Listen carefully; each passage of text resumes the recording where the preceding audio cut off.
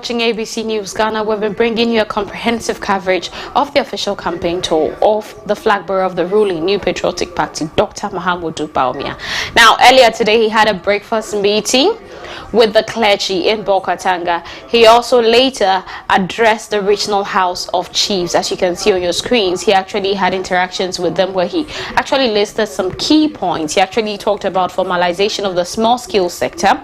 He also mentioned some of the good performance issues. Well, currently the Vice President has actually arrived at Nat Hall in Bolgatanga, where he's about to address the youth in a Youth Connect town hall meeting. As you can see on your screen, these people are eagerly awaiting him, but he has arrived at the premises and very soon will be going to our colleague Abner, who is on field, and would also take the live feed from there. But let me just take you through how his day has been. So earlier today, he addressed the clergy where he clarified the statement he made that has actually been running wild in the media, that according to him, it was misinterpreted. He said he plans to incentivize the churches, such as not taxing them. He never said that they were going to pay the churches. So that was one key thing that he also mentioned there. Later, he actually addressed the Regional House of Chiefs, the Upper East Regional House of Chiefs, where he said one key legacy he wants to leave is to be able to construct the Paulugu multi-purpose dam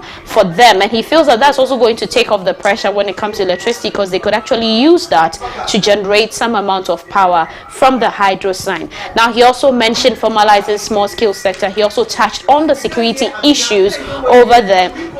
He spoke about some of the achievements that he's actually engaged in. He mentioned the free TVET. He actually mentioned the fact that they've also set up quite the universities. He also mentioned that he was going to provide financial support. There's actually a youth employment agency agenda that is supporting 10,000 businesses. Going to pay them 500 cedis a month. He also mentioned the fact that LGBTQ is a no-no for him and will not be allowed if he's voted into power. Let's take a look at how his day has been.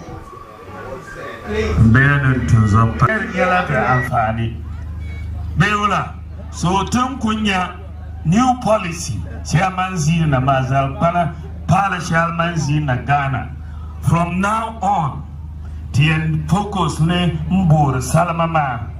Tenya salamama shir kamza tia zantila Ghana nerba kwa. Sulmingo kulanja salama concession Ghana wa. Tia zanne 100% concessions ma tepisi katia zanti kabatum mbanyes negri kamzat katazazang male tetangbangoa. New policy ma yelama concessions ma tenwang nya ma katatia community mining schemes ke mar concessions ma yisre lala salamama nusugo mbola nsongea pam lama ba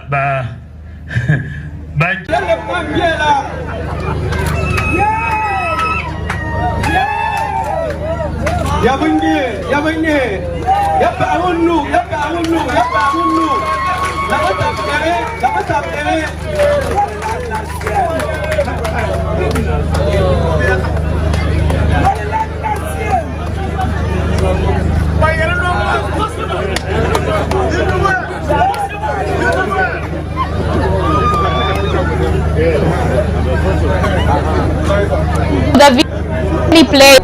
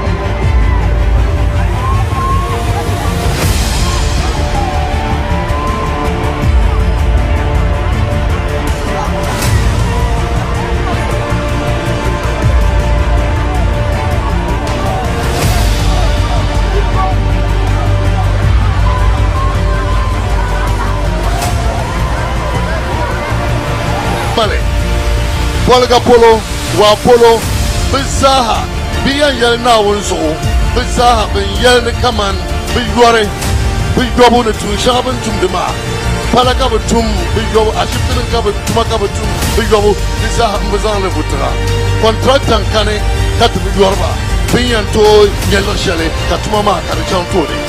This all, Bizulanya de Ba, Ne, Pupo, contractor and Miraji, Tempunilla, Nevazaha, never jump to Mashi, Sobalanshia, Bizacham to Mashi.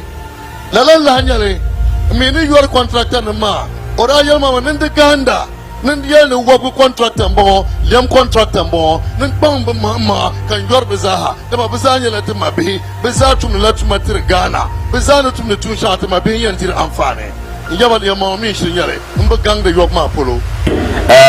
Timare, Yeda ni Lala Tumama Nana, Na de Yelia ni Yendi Komba Yetwa, the Moxidena Moxia, Tiba Butam T Yendi Water Project Ma.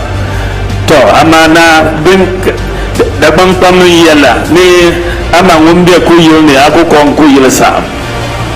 Dula, tall, Bizoka and Dabore, into Zobele, Mohamed Amin, Anti Yellow, Tin Ada Barkane, Tinto Yala Zashi, Shalom Yawaba, Tinazin Yale, Ghana, Tenko Pile, Halmizumo.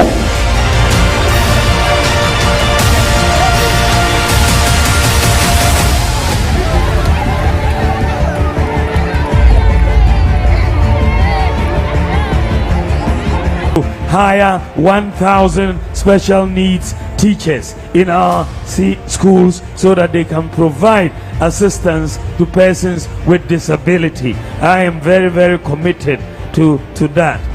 The third question was on artisans. How are we going to help artisans?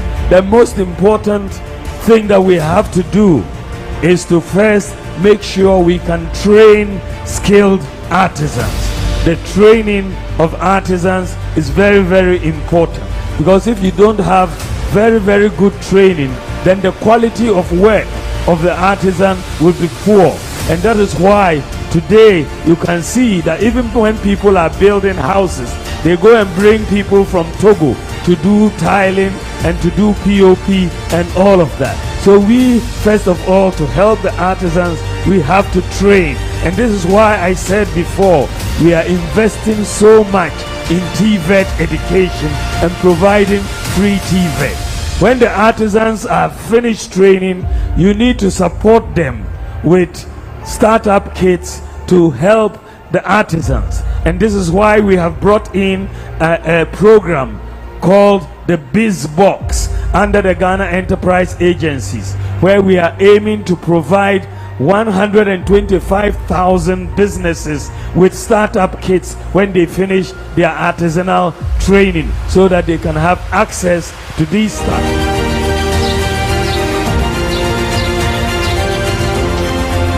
Well, earlier you saw some videos where he interacted with the small-scale miners in Bolgatanga and the community of Talensi.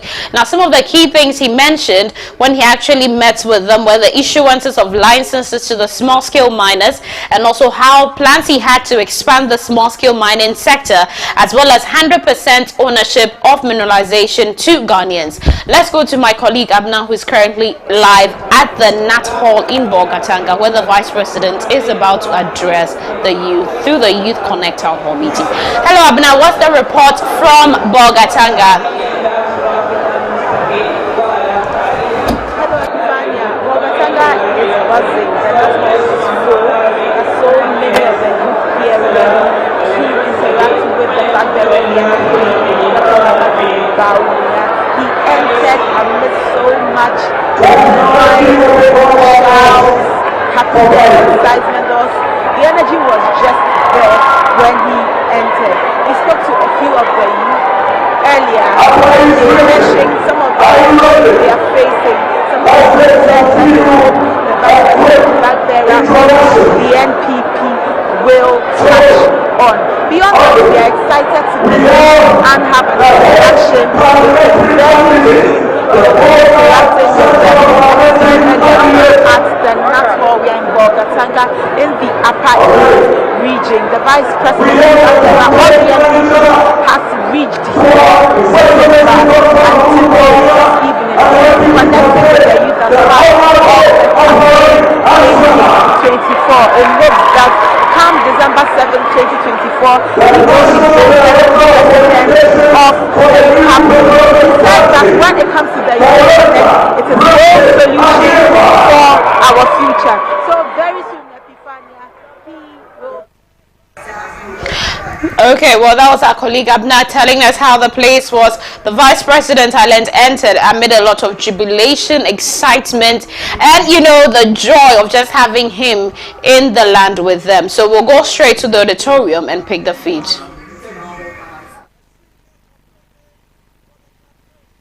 Jonathan is the second president for the. We have the chairman for North East Region, Chairman Nuruddin. Thank you. You have come in your numbers, your school. What are your expectations for today's conversation with the Vice President and Flagbearer of the NPP? Okay, thank you so much for this opportunity. We are TESCON BNTC students, and we have come here to meet the Vice President of the Republic of Ghana, and we are so happy about that. This is the first time such of this is going to happen. That is the first time we are going to see even the Vice President physically, one-on-one. So it's going to, we expect a lot of good news from him, especially with our allowances. We expect that he will give us the exact date and time that these allowances will be paid into our account. So there are a lot, but this is one of the major ones we expect. We expect our allowances to be paid immediately when he comes to talk to us. Yes, we don't expect it to be prolonged again. Well, you say you have other issues. The allowance obviously is a major issue for you. Can you list some other issues that you are facing and would want it to be addressed? Want them to be addressed? As a school, or as my office, as TESCON president, or in my school. As a school and as your office as TESCON president. Okay. So for my school, obviously we lack a facility. Yes, we lack a facility. Our facility is not good at all. We have some few hostels. Sometimes we find it difficult to be comfortable, especially when it's the hot season like this, because the hostels are not enough, and our classroom too obviously is going. So our school major problem now is infrastructure, but water and food and other stuff, everything. Thank you, Jonathan. Jonathan is the TESCON president for the Bolgatanga Nursing Training College. He's expected to hear about coming to you live from Bolgatanga in the Upper East region. This evening is the Youth Connect. The Vice President and Flagbearer of the NPP, Dr. Bawumia, will be engaging the youth of the Upper East region. He's going to tell them what he has for them if voted into power come December 7, 2024. The auditorium is packed, they are ready, they are poised to meet the Vice President. Before we go in for the conversation with the Vice President, I have with me here the Regional Youth Organizer for the NPP, Salahuddin. Good afternoon. Good afternoon. How are you? I'm fine, thank you. This evening, your people are coming to meet the Vice President. Unfortunately for you, the NDP, in this region, you have only one constituency. That is yours. Before we even delve into the conversation, what are you doing to make sure that you get some of the constituencies to your side, or even reclaim all of the constituencies? Yes. Thank you very much, and good evening once again to your viewers and listeners. Well, of course, your question is a very relevant question. It is quite unfortunate that in the last presidential and parliamentary election in the Upper East region, to be precise, we only won one seat out of 15. And looking at that time, the prospects and the political climate, it didn't favor the party because of challenges that erupted during the campaign. However, we came into office and we have assessed the situation. For me in particular, I have visited almost all the constituencies, and I can tell you that I know the challenges bedeviling all of them. And without any shadow of doubt, if elections were to be held today, the MPP will go home with 5 seats. Why do I say? When I look at the Binduri seat that we are holding current, the MPC candidate is not even a known face. Is a stranger in the constituency. Our candidate, on the other hand, has carried out several developmental projects in the Binduri constituency. You can talk of the astroturf, you can talk of the scholarship, you can talk of the jobs that he has created. So, in the Binduri constituency, as we speak, our MP has performed far better than the new person that the NDC is presenting. So, from our research, from all indications, Abanga is on course to retain the seat. Fusiga is another seat that we can look at. We have Honorable Hannah Alojiba, who is there transforming lives, who is there bringing so many developmental projects to the Fusiga area. So, for us, we have confidence in the people that, listen, democracy is about development. Democracy is about who is coming to change the lives of the people. And our candidates from Fusiga to Binduri to Zabila, come to Nabda, come to Volga East. All these people are candidates who are partnered with the people, who are trying day in and day out to resolve challenges that are affecting the people. When you come to even Volga Center, Volga East is doing very, very well. Talency, very fantastic. Navrongo candidate, I can tell you today, if elections were to be held, Navrongo is a seat that we can even put in our pocket and say that this is a foregone concluded seat. So I can tell you that looking at the prospects of the MPP in Upper East region, all the watchers out there, they should be rest assured that the fortunes of the party in the region is changing, the narrative is changing, and we are on ground working day in and day out to ensure that the MPP see a better life of the day come election 2024.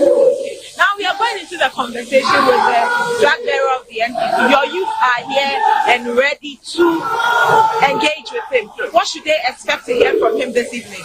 Well, for the flag bearer of the party, he has toured almost 8 regions, if my memory serves me right, and he's here in the Upper East region. We are well prepared to receive him.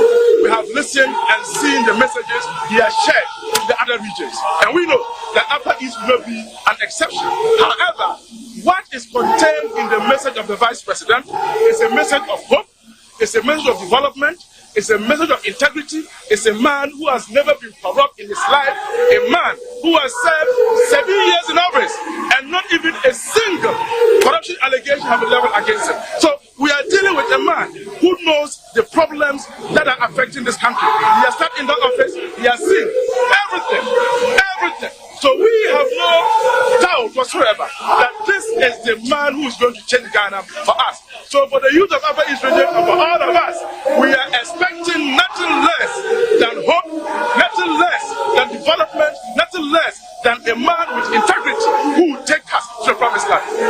Nothing less than hope, development, and integrity from a man.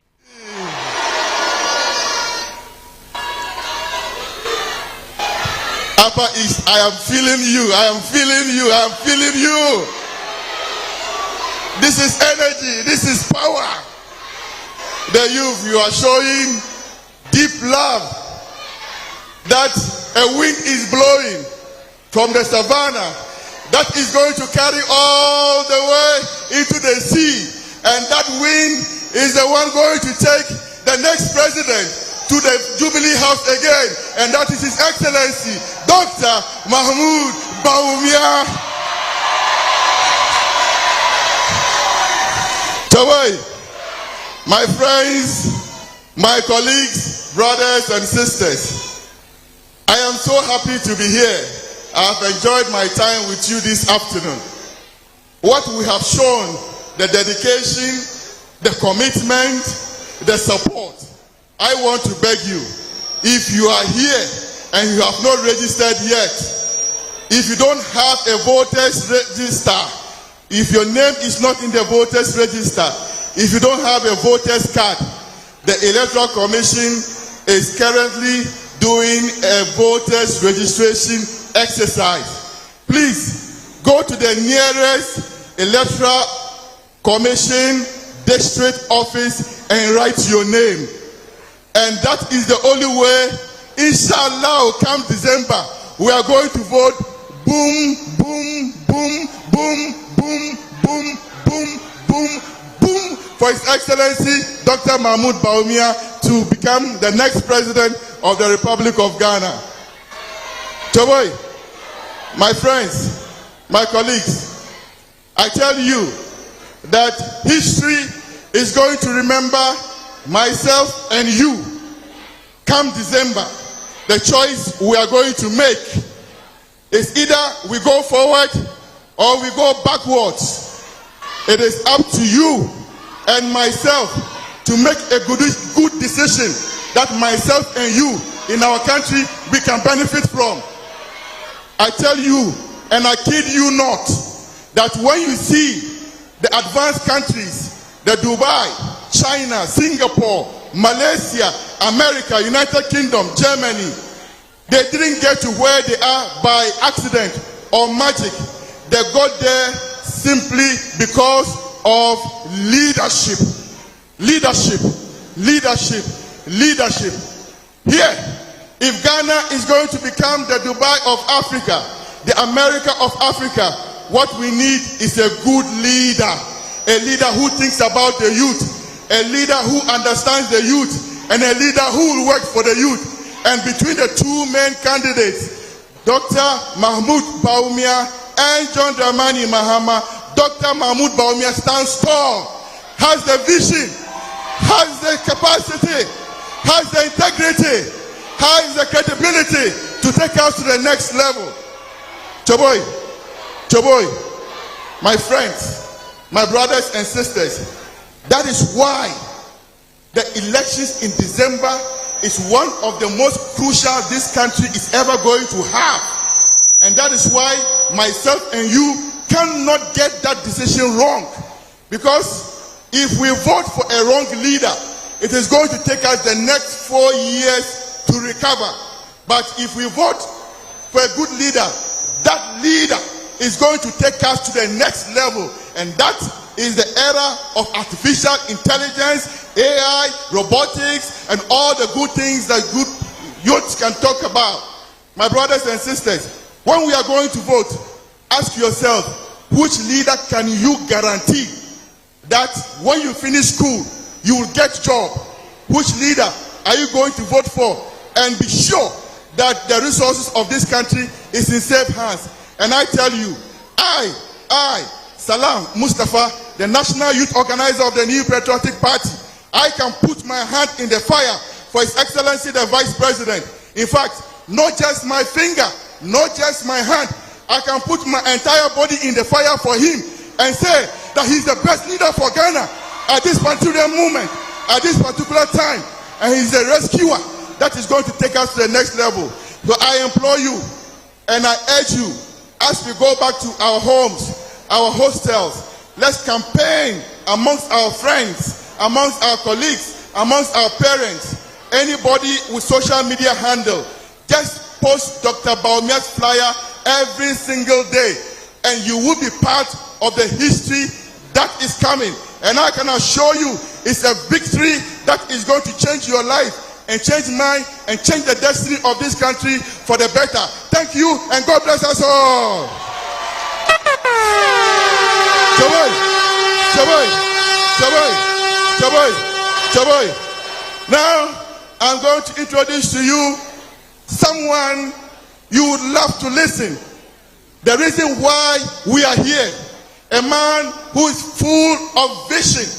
A man who is determined to ensure that this country becomes the beacon of hope for Africa and the world. The man whose ideas are transforming this country. A man who believes in you. A man who is for you. And a man who will work for you. Ladies and gentlemen, with a thunderous applause, let's welcome His Excellency, the Vice President of the Republic and the flag bearer of the New Patriotic Party, Dr. Mahmoud Bawumia.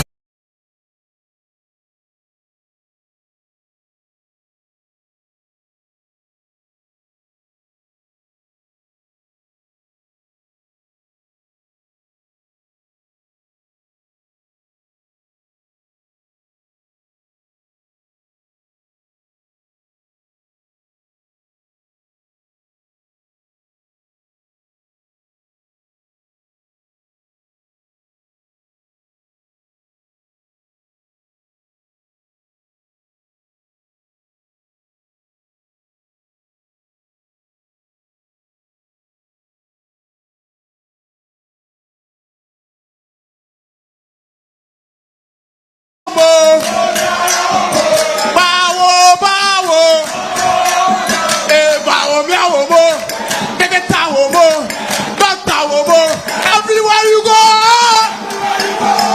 everywhere you go,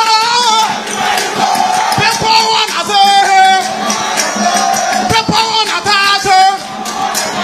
So with him, he is the Bawumia, the guitar Bawumia, and the higher Bawumia, higher Bawumia. No, I lower Obiara.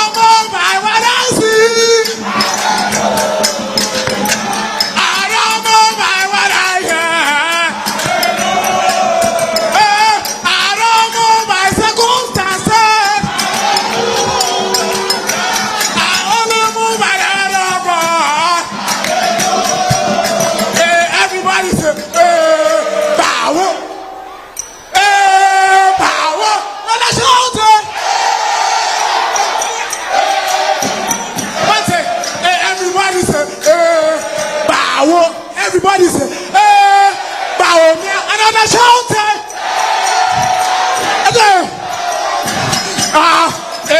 Koto de,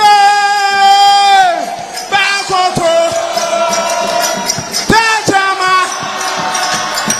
Bekase,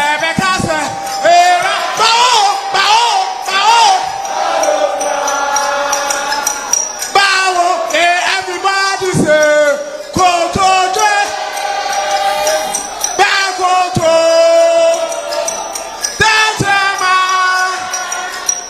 Bekase, Bawumia, na, Olora. I don't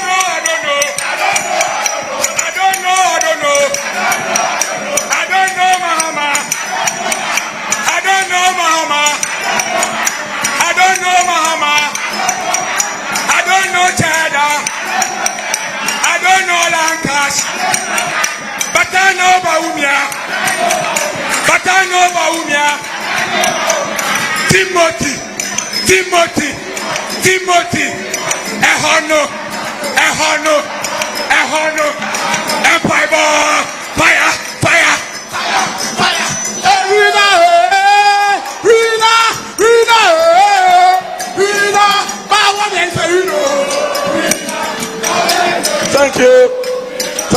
Thank you, Jama Group. Thank you, Tobai.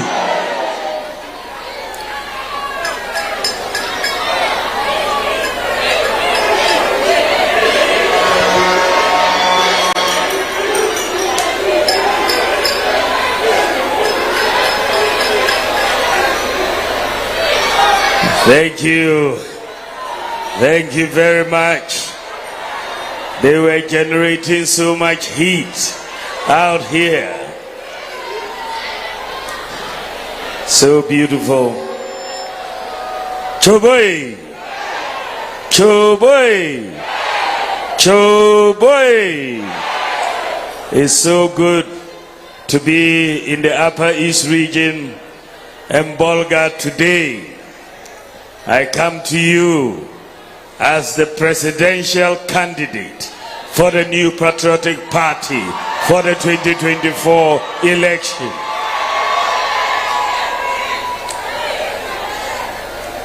I was born in Tamale and I attended Sakasaka Primary School and I attended Tamale Secondary School. When I was growing up, I worked on the farm as a by-day worker. When I went to London to help get my school fees paid, I was a taxi driver. When I got to Canada, because of school fees, I was a cleaner. in Canada. But today I stand before you as Vice President of the Republic of Ghana and a presidential candidate. So, I want you to know that you should not let anybody stop you from achieving your dreams. It is possible. It is possible. It is possible. We can get there individually, and we can get there as a nation. I don't want us as a country, Ghana, to be intimidated by the advanced economies. We can do what they have done. We can do it better. It is possible. We have done so much that now the world is entering the fourth industrial revolution. This is the digital revolution, the digital economy that is coming up. And I want to make sure Ghana does not miss out on the digital economy. We have prepared ourselves, and what the advanced countries have done and have not even done, we are doing it. Ghana, we have issued the Ghana card to 17.6 million Ghanaians. And we are going to continue issuing it in schools and so on. But we have issued the Ghana card. Do you know that America is only now thinking about issuing the equivalent of the Ghana card? The USA does not have it. It is only now that Congress and the Senate, they are trying to introduce some legislation to issue the digital ID in the United States. So Ghana is ahead of the US in the area of digital identity. Do you know that in Europe, in the EU, they don't have digital identities across? They have given their countries up to 2028 to issue for all of the EU the equivalent of the Ghana card to their citizens. So we are able to do things that they have not yet done even in the advanced countries. And today, the Ghana card has become a very, very important instrument for us. Today, with the Ghana card, you know that you do not need a guarantor to get a student loan. With the Ghana card, if you go abroad and your passport gets missing, you can take your Ghana card and board a plane and come back to Ghana. Today, the Ghana card has allowed us to eliminate ghost workers from the public sector payroll. We have eliminated ghost workers from SNIT, ghost pensioners, from the National Service Secretariat, from the Controller and Accountant General Payroll. Why are we able to do this? Because we are requiring that every worker has a Ghana card so that we can check your fingerprints. And ghost workers don't have fingerprints, so they all run away. We have issued the Ghana card, and it is going to make it easier for all of us. One of the new policies I'm going to introduce by the grace of God next year is a policy that the application of passports is going to be very easy. Next year, if you have a Ghana card, you do not need to apply and fill forms separately for a passport. All the information you need for a passport is on the Ghana card. So you just get to the website and put in your Ghana card number, pay your fee, and they will print your passport for you. And that will be the end of the matter. So we are able to do so much that many advanced countries have not yet gotten there. But one of the sweet things that we've started in this country is that when you give birth to a child today in the hospital and you take that child for weigh-in, you will be able to apply and obtain the Ghana card number for the child and the birth certificate number for the child in simultaneously. They will all be given. This is what happens abroad. This is what happens in Abuja, and that is what is happening in Ghana today. We have also moved on, and we have issued a digital address system in Ghana.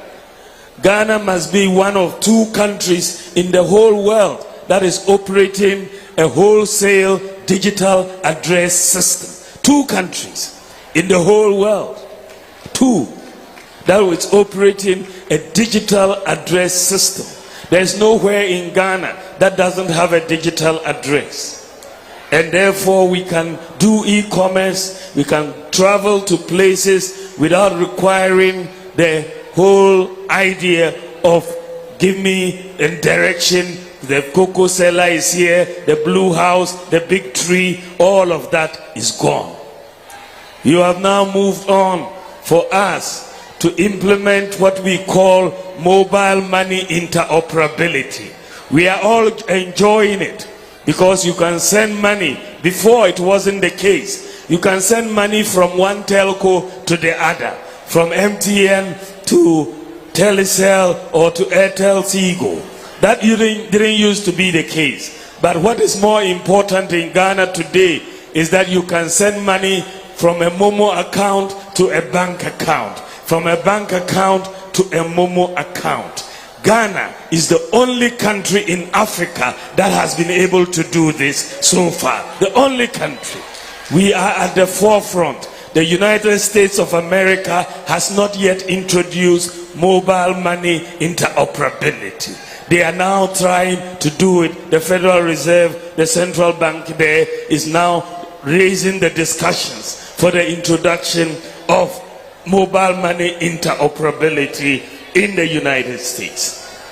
So Ghana is ahead in Africa, and we are ahead in the world. We're one of the fastest, we are the fastest growing mobile money market in Africa. And we have become number 1 in Africa in terms of financial access to financial inclusion, because the majority of adults in Ghana have a mobile money account. And that mobile money account, because of interoperability, works just like a bank account. And so we have major financial inclusion. It didn't used to be the case. Today we have brought zip-line drone technology to Ghana to deliver medicines, blood, vaccines across the country. 2,800 hospitals. Drones are delivering medicines every day, saving lives every day. This is one of the most important interventions that our government has done. I got this experience where my father died so painfully at Tamale Teaching Hospital because we were looking for blood that night of his operation and we couldn't find it. The blood bank was closed. We couldn't find it. And unfortunately by the morning he had passed away. So when I heard about zip-line drone technology, I got up and went to San Francisco with a team and met the company. And I said, I want you to come and set up in Ghana and help us to save lives. And we have set up in Ghana and we are saving lives. And what is interesting is that in the whole world, Ghana is now number 1 in the medical drone delivery services. The whole world, we are number 1. The largest medical drone delivery service in the entire world is from Ghana. And this is so good. And all the drone centers are 100% manned by young Ghanaians. No foreigners are manning our drone flight operations. And just recently, a few months ago, the company in San Francisco came to recruit someone from Ghana to go and lead a team in San Francisco on drone flight operation. Came, and we are leading the world. And so it is very, very important that we understand that we can beat the world. It is possible. We are doing things in Ghana that we don't even understand, that we are ahead of the rest of the world in these things. We have just completed the e-pharmacy system in Ghana. That is what is the e-pharmacy system? We have put all pharmacies in Ghana on one platform. All pharmacies in Ghana, including 24 pharmacies in the Upper East region who are on the platform. And what happens? So today, because of the e-pharmacy system, if a doctor gives you a prescription, you can upload it on the e-pharmacy system and you can tell which pharmacy near you has the particular drug you are looking for. You can immediately tell which pharmacy has the drug, and you can tell the different prices from the different pharmacies. So you can order from the pharmacy that you want, you find the price competitive. We are the first country in the whole of Africa and one of the very few countries in the world to have a national scale e-pharmacy. We are the first country on the continent to have a national scale e-pharmacy, and this is something that we are leading the world on. We have also moved on, and I'm talking about healthcare here, to network all our hospitals. We are moving on. We've done over 300 hospitals now through the e-health program. That means all patient records so far in all teaching hospitals, in all the regional hospitals, in all the district hospitals, all patient records have been digitalized. So if they transfer you or refer you from Bolga to Kolebu, you no longer need to carry your folder from Bolga to Kolebu. Your records are digital. Go to Kolebu, give them your ID number, and they'll get all your records on the system. So no matter which hospital, whether it's Timpani, whether it's Boko, when they transfer you to Tamale or Kumasi or Accra, all you need is your digital ID. You don't need a folder to take place. You know, in the past, you go and they'll tell you your folder is missing. This is a problem, and we have solved this. And we are one of the few countries. I'm doing the research. I'm yet to see a country in Africa that has networked its hospitals. And by next year, we would have completed the networking of all Ghanaian hospitals and clinics and CHIPS compounds into the whole system and CHIPS compounds. And that is really something that we are going to be really pushing ahead.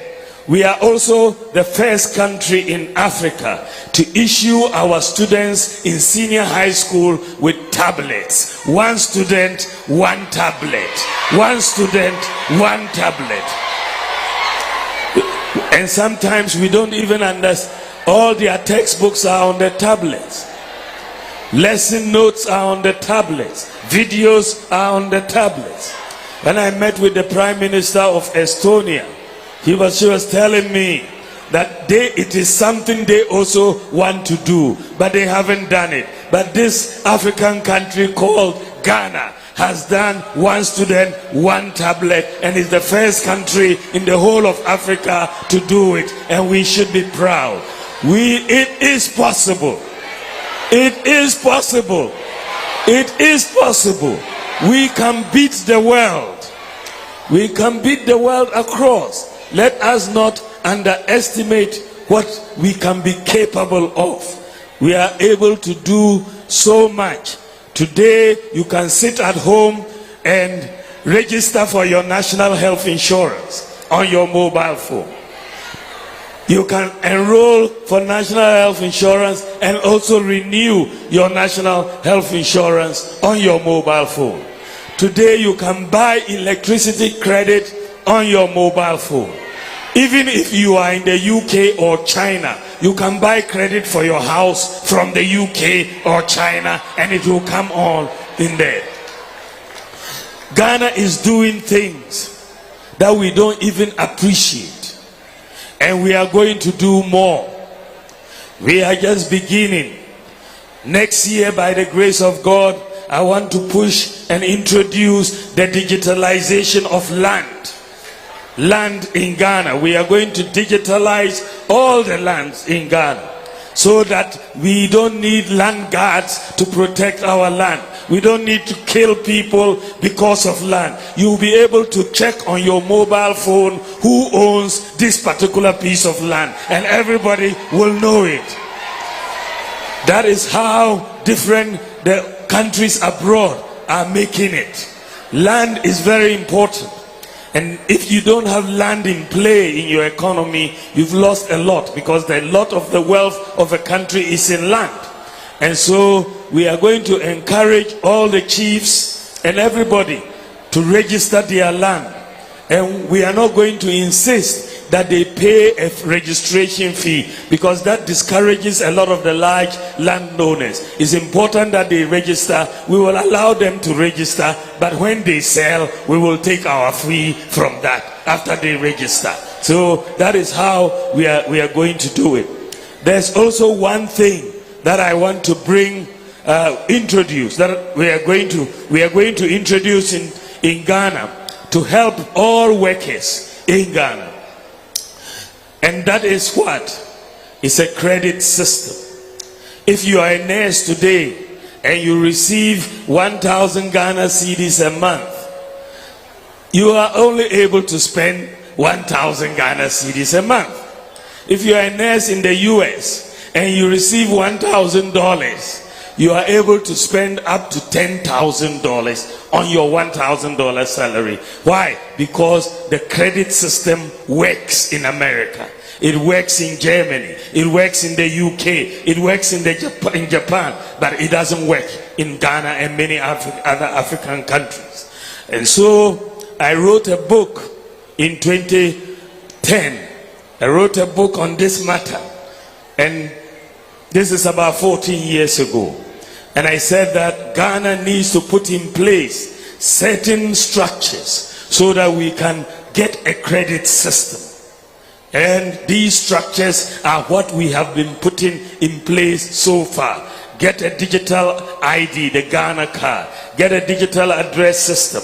Link up the databases. So today, Ghana has linked the Ghana card with the bank account. It has linked the Ghana card with your SIM card, with your NHIA card, with your DVLA, with your passport and all others. We are linking everything so that we have a database. Abroad, they are able to get credit because every individual has a credit score.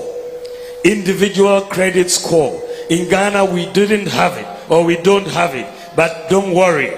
Ghana is about to introduce a credit system with individual credit scoring for everybody, and we are going to start it this year, not next year. We will start it this year, and we will see how it is going to help us and work for especially workers to live a better life.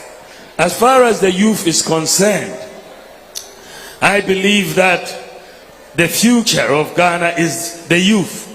But to prepare the youth for the future, we have to educate the youth, and we have to train the youth to acquire skills. And this is why we were very adamant right from the beginning to introduce free senior high school education. My main opponent in this election said it was a gimmick, said it was 419, and if he had the money, he would not spend it on free senior high school education. Well, we disagreed with him, and we made sure under the leadership of Nana Akufo-Addo that we implemented the free senior high school education. You will see that from independence in 1957 to 2016, from independence to 2016, almost 60 years, total number of students in senior high school was 800,000. After 60 years, 800,000. When we introduced free senior high school education, in 7 years, we moved from 800,000 to 1.4 million students in senior high school. Just in 7 years, we almost doubled what we started with for 60 years. And that tells you that there was a big problem and many people were not going to school. And now people have had the opportunity to go to school. But what is even more remarkable is that more girls are enrolling than boys in senior high school. And therefore we are closing the gender gap. In 2016, before the introduction of free SHS, for every 100 boys in senior high school, we had 68 girls. For every 100 boys, we had 68 girls. At the end of last year, for every 100 boys, we have 106 girls in senior high school today. So the girls have overtaken the boys. And therefore we have gender parity, pretty much. And that is good for the nation. It's good for the nation. The girls, those who live in the cities like Accra, can testify that these days in Accra it's difficult to find a maid because all the girls are in school. All the girls are in school, and that is how it should be. So, and what is also very remarkable about the increase in senior high school enrollment is that the largest increase in senior high school enrollment is from the 5 northern regions. We lead in the enrollment. The largest are in the 5 northern regions: Upper East, Upper West, Northern, Northeast, Savannah. We are the top 5 in enrollment. And it makes sense because we are also some amongst the poorest of the regions. And that is why we are catching up and we are sending our children to school in droves. Many of them will not have had that education, many of them, but now we are able to send them to school, and therefore the 5 northern regions are topping. And what is also more remarkable is that the students are performing better. The top 6 subjects before, in 2016, only 45% pass rate. Now it's 64% pass rate, from 45% to 64%. And Ghana is topping West Africa. The whole of the West African Exams Council, the top 3 prizes all went to Ghanaian students. And I'm very, very proud of them. And it is not because someone said they were cheating. No, they were working very hard and they have achieved a lot, and we need to celebrate their achievement. Beyond the training we are giving students for senior high school, we are also training our youth in technical and vocational skills.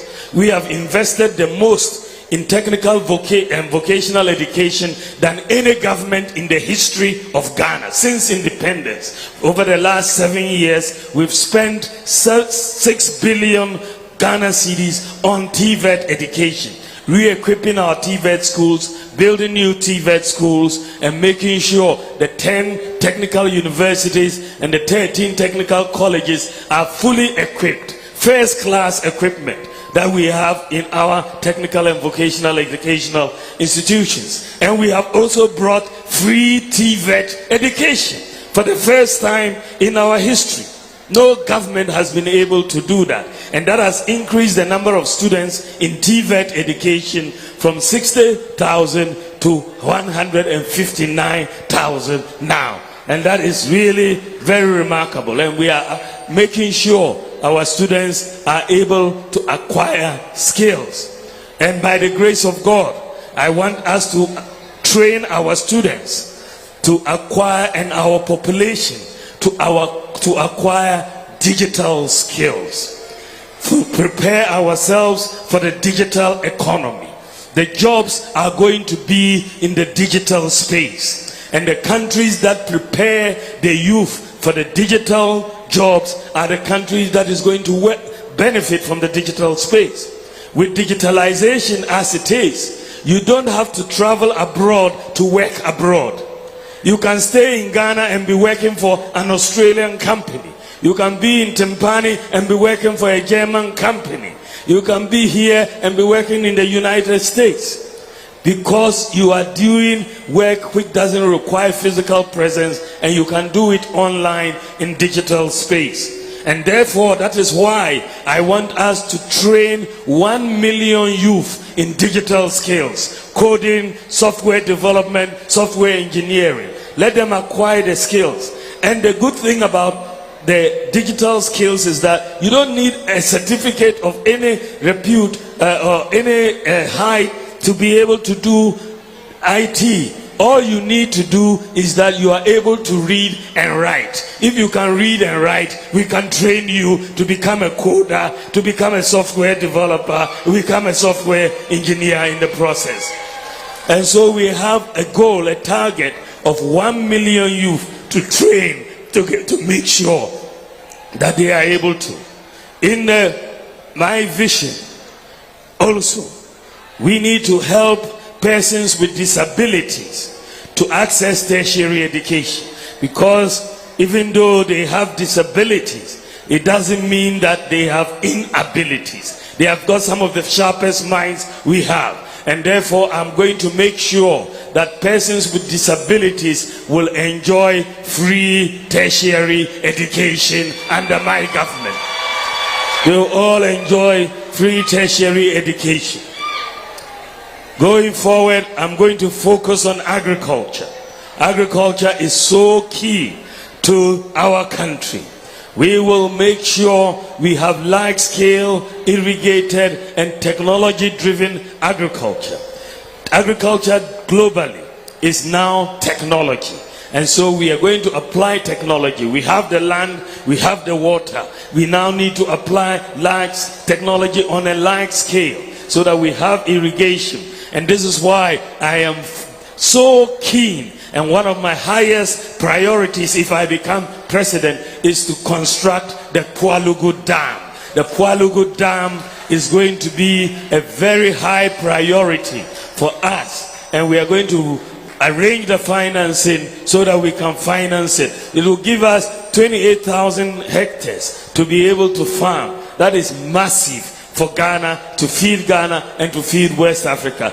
Along the White Volta, we will irrigate and make sure that we feed the world. We have land in the north, Savannah, northern region, upper east, upper west. We have a lot of land. Let us use it. Let us be the bread basket for Ghana, bread basket for Africa. When you get up south, the farm plains are there. We can irrigate them as well and make sure that agriculture, we focus on agriculture and create a lot of jobs in agriculture. I'm also going to focus on bringing down the cost of electricity.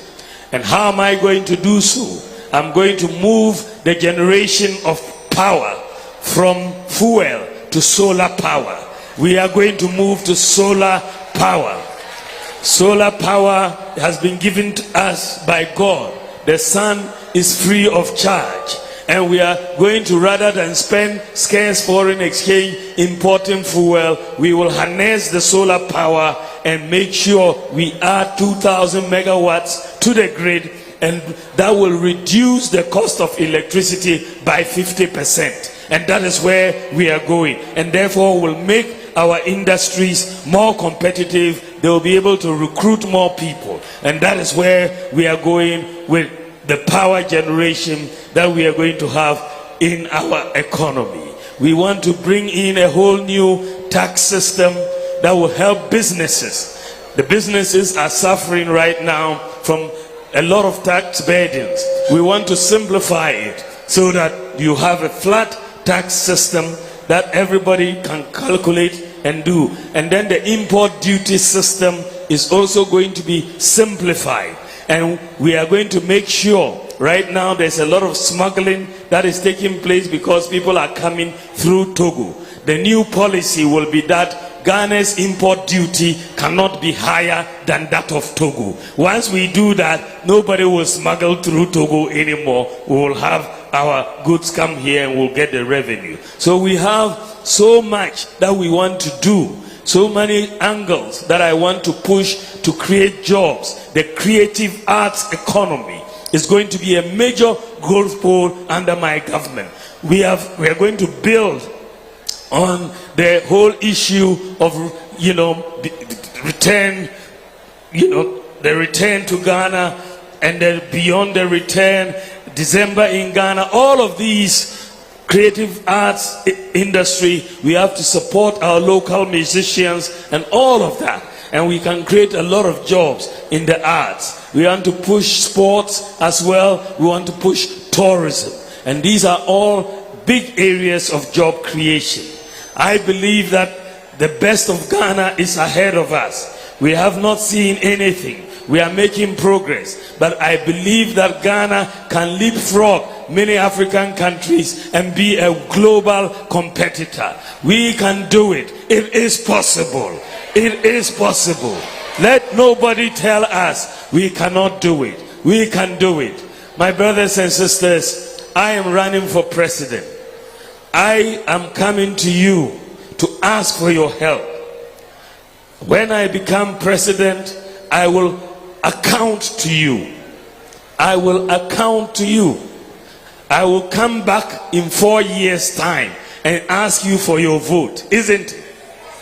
And then you will then examine what I have done and decide to give it to me or not. So potentially I have 8 years to govern and 8 years to transform this country, 8 years to change lives.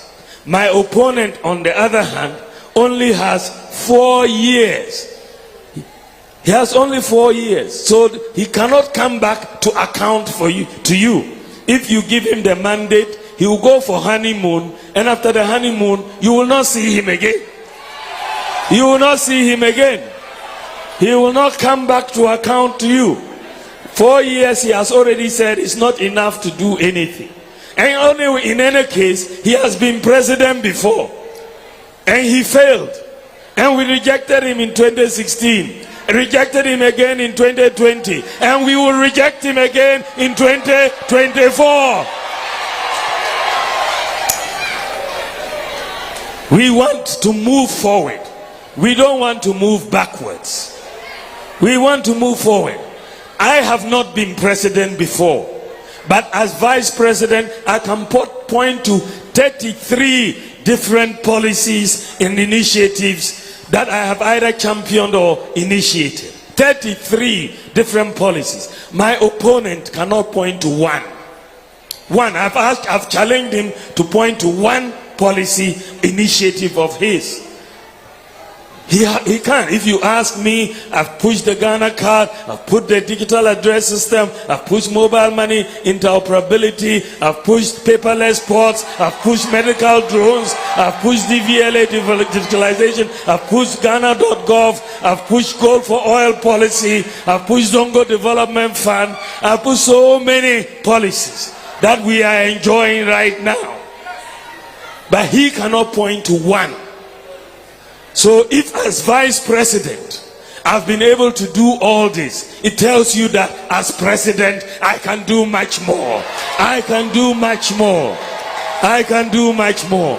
So believe in me, because I have already demonstrated a track record of accountability, of honesty, of integrity, and of hard work. This is what we need, and I have innovative ideas all the time. They keep coming. I am thankful to God. I need your support. Vote for me. Support me. Let us change this country. Thank you very much. God bless you, and God bless our homeland Ghana.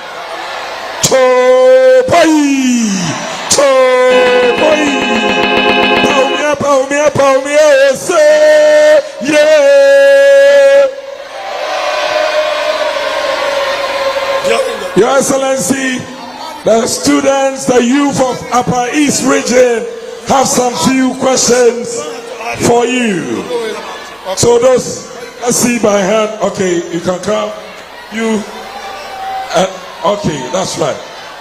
So you mentioned your name.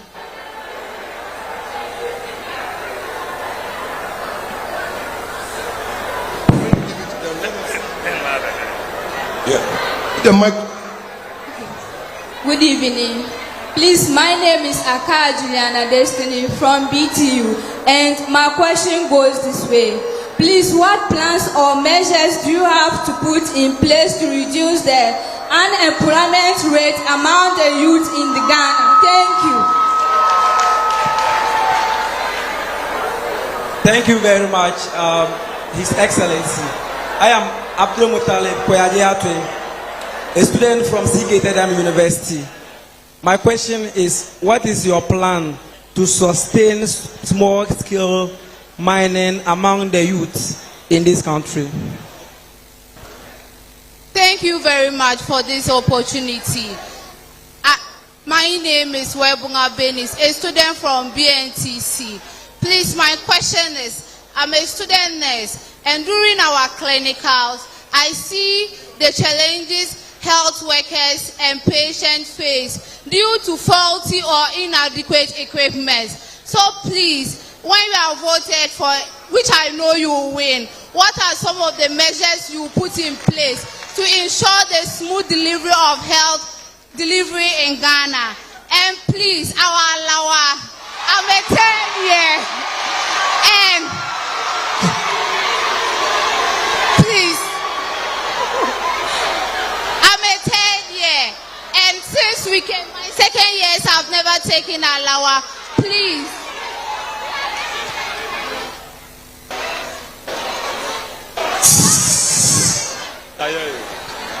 Thank you so much, His Excellency.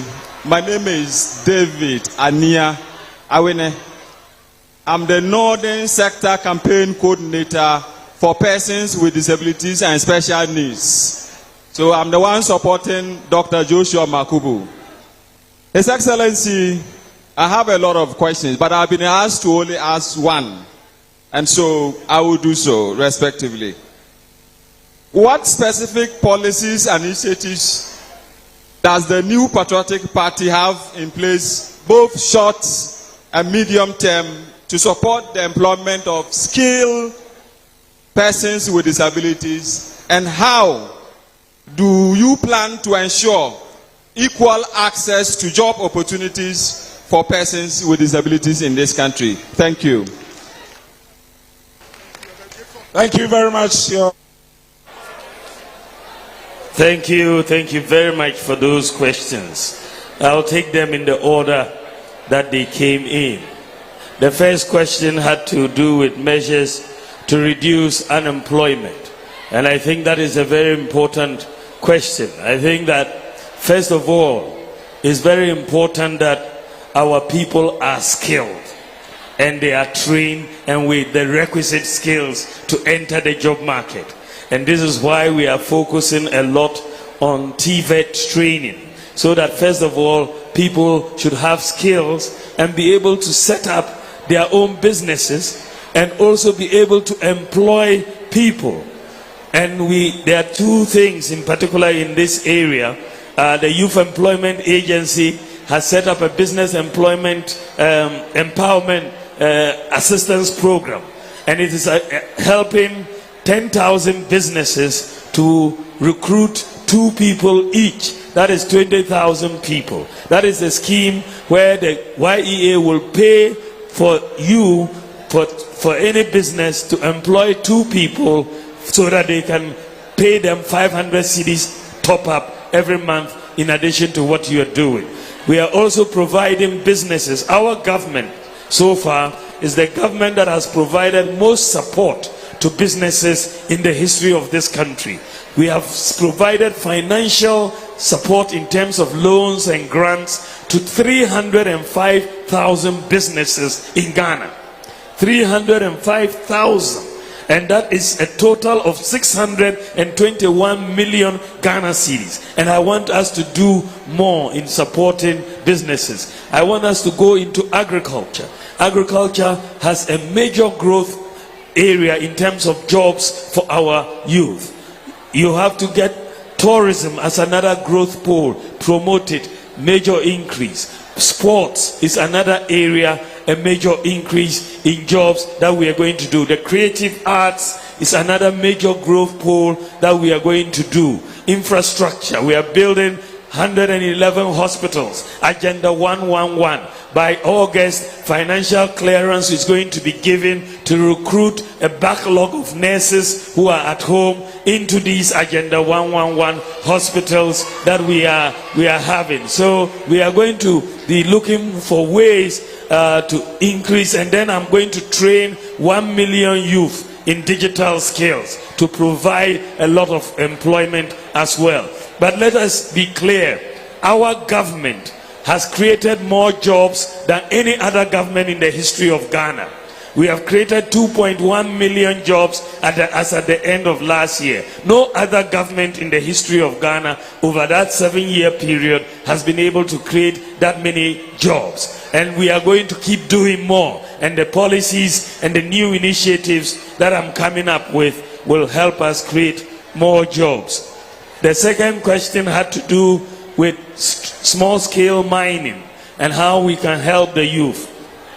Today I just went to a place in Talensi called Kejetia, near the village of Bani, and we went to interact to understand the issues that the small-scale miners are facing, because I'm bringing in a new policy to help small-scale miners, and that policy is a paradigm shift from what is happening today.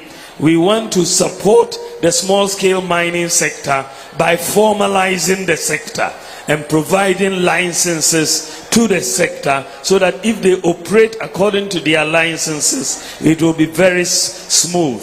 We will set up community mining schemes for small-scale miners, give them common user facilities to process the gold that they mine, for example. And I'm going to set up a minerals development bank to help small-scale miners, like the Agric Development Bank is helping farmers, so that they can get the equipment and so on to mine.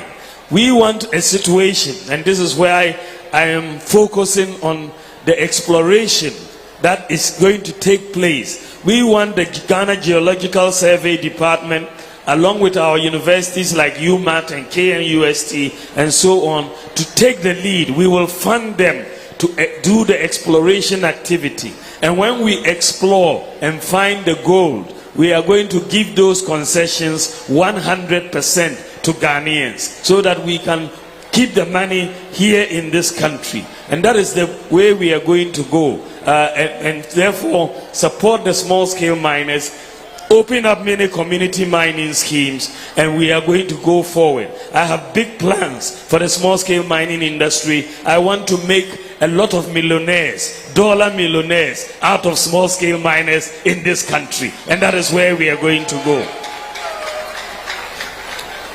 Then there is an issue of faulty equipment in hospitals, and that is a major question that has been raised, and it is a broader issue. And I believe that equipment in many hospitals should be provided by the private sector and be maintained by the private sector, and we will pay them a fee for doing so. If you leave it with the public sector, as we have done, there is a problem. All the digitalization that we have done in Ghana under my watch, that I have pushed, can you believe that virtually all of it has been funded by the private sector? Ghana card, digital address, and all of these things is the private sector leading. So equipment, one of the solutions to the problems of faulty equipment, uncompleted buildings in schools, dormitories, and so on, is to allow the private sector to provide all of these facilities, and government can pay for it. For example, buses in schools, training schools and secondary schools and so on. Why should government try to collect all the money to go and buy all the buses? Let the private sector supply the buses, and we'll pay them every month something, and all schools will have buses. We don't need to overstretch ourselves. So the private sector for me is the key. That is very, very and also I've been, since the last few weeks or so, I've been having a lot of discussions with the finance minister even last night about alawa payment. I know that yesterday some of you received some alawa. I don't know, but all I'm trying to say is that we are discussing it carefully to have a permanent solution to this problem. I don't want to see a situation where there are arrears. People are not paid for months or even years. And I think that after our discussion yesterday, we have an agreement on the path forward. Very soon, an announcement is going to be made and everything will be streamlined and you will get your alawa very, very regularly. And that is very, very important. It is something I have taken personally, so we are going to make sure it works. The other area, the last question is on the persons with disabilities and employment of skilled persons with disabilities. It's a very important question. And I think that if you don't really do some affirmative action in this area, you are not going to get it to happen. And this is where I am going. And this is why I'm starting with free tertiary education for persons with disabilities. And we have to set quotas in terms of employment of skilled persons, to at least try for companies and for government institutions to try to fill a quota of persons with disabilities amongst every hiring that is going to take place. If we don't push them, it will not happen. And so I believe we can make it happen. It is possible. It is possible. It is possible. Thank you all very, very much. I count on you.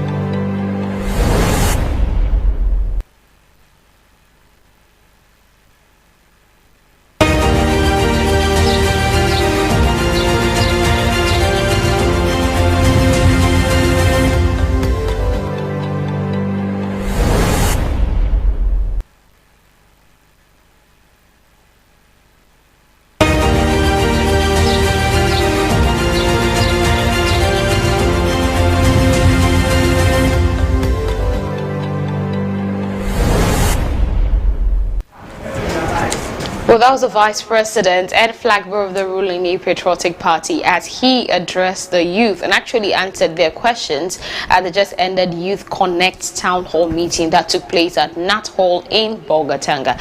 Now, amongst all the key things he mentioned, he really pushed on digitalization, as he's been saying, that he actually wants to train 1 million youth in digital skills. Now, let's go over what his itinerary was like for today. And when we come back, we'll go over some of the key points that he listed as he was addressing the youth. So earlier today, he met with the clergy at the XT Crystal Hotel Annex, where he actually interacted with them, and that was where he clarified his message that has actually misinterpreted and spread a lot of wildfire in the media. Well, he said he did not say they were going to pay the churches. He said he was going to incentivize them, and one of the key incentives was that the church was not going to be taxed. because for them, they actually were key when it comes to developmental projects such as schools, hospitals, and he feels that they do way better than the international developmental partners that the government has.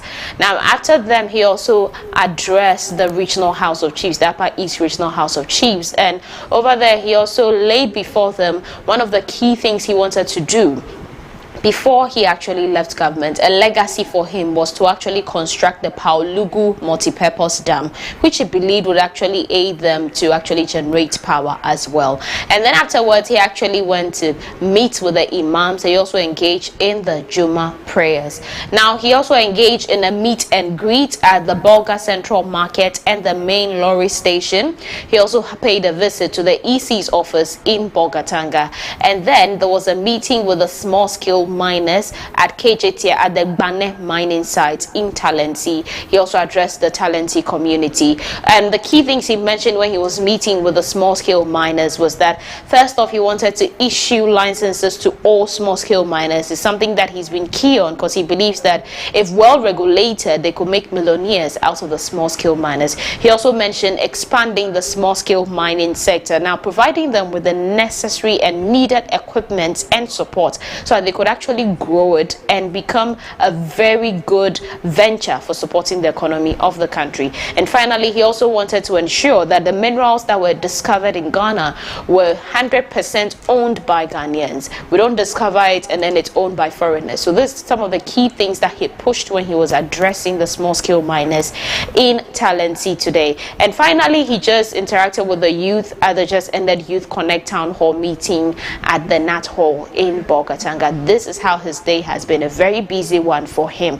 So like I was mentioning, he mentioned some key things when he was addressing the youth. Yesterday, whilst he was speaking, he did make mention that the Ministry of Finance had actually released 177 million Ghana cedis to the Ministry of Health, and this is for the payouts of allowances to the nursing trainees who have been owed by government for quite a number of years now. So he promised them that by next week he is sure that the Ministry of Health should be able to sort it out and they should all receive the allowances.